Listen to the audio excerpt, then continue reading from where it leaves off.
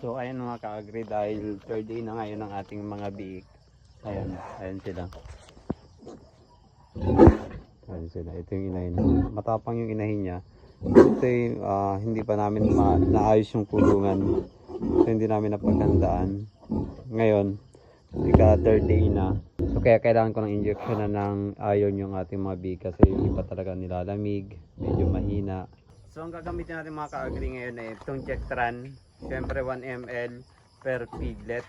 Then meron naman itong kasamang syringe.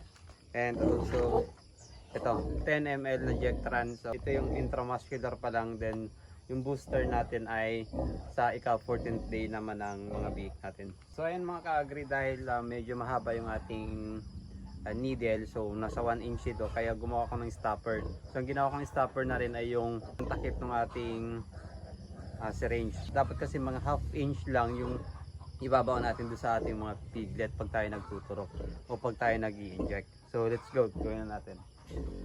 Ito, bubuksan lang natin. Ayan. So dito itutusok lang natin sa pinakang rubber niya. Sealed naman siya ng rubber.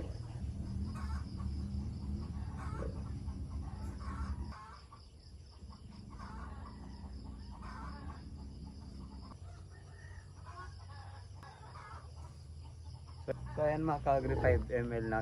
Tapos then ngayon naman natin ilalagay yung stopper natin. At ituturok natin.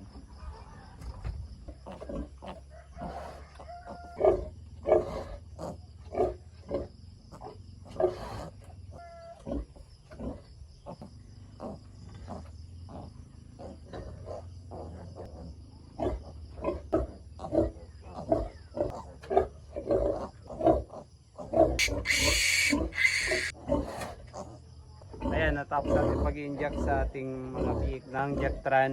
Saka ng third day ng kanilang iron para mas maging malakas sila. Then titingnan natin, obserbahan ulit natin. And after nyan, 14th day naman, mag-i-inject pa rin tayo ng kanilang booster. So ayan sila mga ka-agri. Yung isa na to mukhang napila ito. Kasi hindi niya masyado maitayo yung kanyang napilay siya. Ayan o. Kawawa naman yung aking isang